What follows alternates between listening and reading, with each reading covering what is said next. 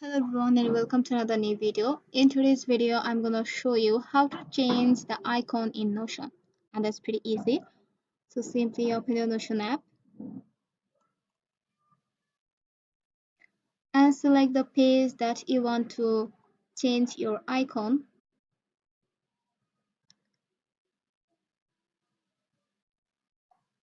So this is your sub-page icon. Simply tap on here and if you just tap on here, you can see they are showing you change icon. So there are three options: emojis, icons, and upload. You can choose any of them and select any of them according to your necessary.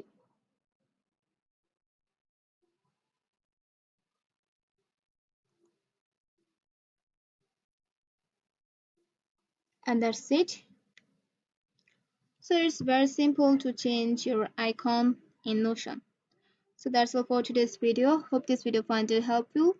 If you have any questions, let me know in the comment sections and keep in touch with us.